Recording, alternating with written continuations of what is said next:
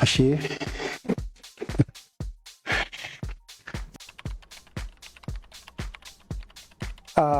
Where do I start? My journey in music started as a young boy who's always had a passion for, I don't want to say music per se, but music on a broader scale. You know, I've always had passion for music on a broader scale, whether it be jazz, whether it be funk, you know, soul, you know. I mean, like many other households, in my household, we're a very musical family. I mean, my mom for one, my late mom for one. I mean, she loved the Motown era. She was into the Motown era. So, I mean, the Spinners, you name it, you know, all of that. I mean, that's what I grew up listening to, you know. Obviously, growing up into a younger man, you know, so I started finding my own taste, you know. But I always liked different sounds for some reason, you know. I was always drawn to something different other than the norm, you know. But still very soulful, you know. And then it led into me now starting to bunk church on Sundays to wash a car so that I could listen to music, you know. At the time, there used to be those popular tapes that Ganyani and, you know, that used to sell, you know. When one was out, it was like, you know, the thing, you know. So that led to me wanting to search for more music that's not easily available or you know, or readily available on radios or whatever the case may be, you know. So my older cousin brother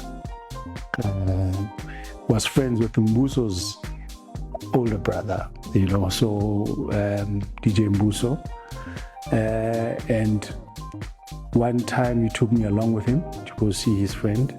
That's how I met Mbuso. And Mbuso was so welcoming towards me, you know. You could see that I loved music, and, you know, for many times me going there, he could tell that I'm actually into music because I could just sit there and watch him do whatever he's doing.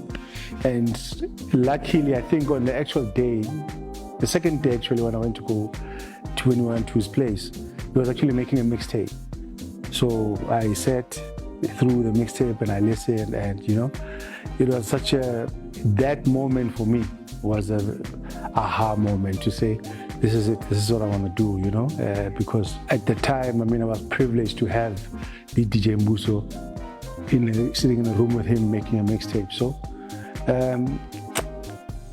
fast forward, I got introduced to Claude because at the time I was working with Claude. Claude was already an established DJ at the time.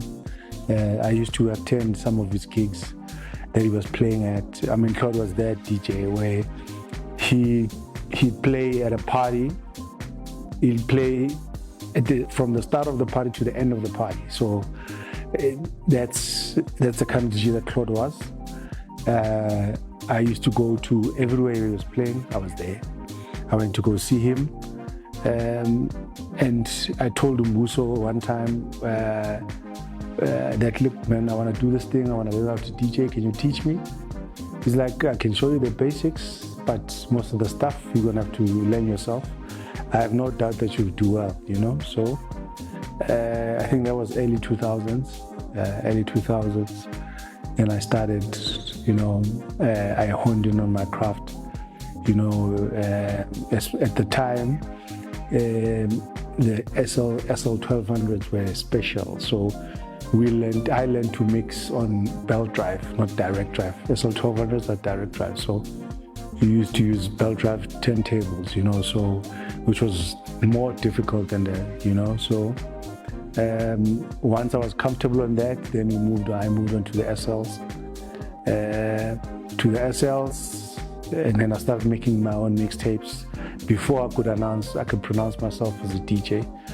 I made mixtapes and I played them back, and then I shared it with some of my friends, which they thought they felt good about it and thought, why don't you just carry on doing this thing? And I did it. So the most important thing that I'm leaving out during my school days, I'm going to school. My friend at school is Tulani, which is Tulani the warrior.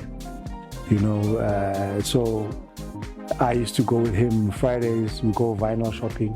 He'd take me. Because those days, your lunch money, you save your lunch money the whole day until the Friday. When you get to the Friday, you go and you buy one vinyl. Playing my story for me in China's music, I think it's the only way. Personally, for me, it's always been like that. I'm from an era where DJing is an art, and an art of being a DJ is being able to tell your story through music. Like I told you earlier, from taking a non-fashionable song into playing it for people and making them fall in love with the song. That's what it's about, really. And as the saying goes, real DJs, they play music that you never knew that you wanted to hear. So they don't really necessarily play. Yes, as a DJ, you can play popular music, granted, but I'm more of making you fall in love with the music that you never knew that you needed. So the kind of thing. So my story is about that. A lot of preparation. I decide if I'm playing at a gig, I decide then what it is that I want to do. Where do I want to take the people? And through the music as a vessel, I need to take people from where I want them to, from where they are to where I want them to go. And mind you, 90% of the time, it's songs that they don't even know, which makes it even more difficult. So playing your story is extremely important, as a DJ. Not in so many words. You only have yourself. You only have yourself. At the end of the day, times change, things evolve. Crowds fade away, crowds come and go. So places open, some places open and close. So you only have yourself. So it's important for you to find that balance where you need to be rooted from within, of yourself. So you need to know that this is me, this is where I'm going, I can never be you, I can try and mimic you, but I can never be you. So staying true to yourself, especially as an artist or as a DJ, it's paramount. Soulful, although it can be edgy, groundbreaking, unpredictable. Thank you for having me.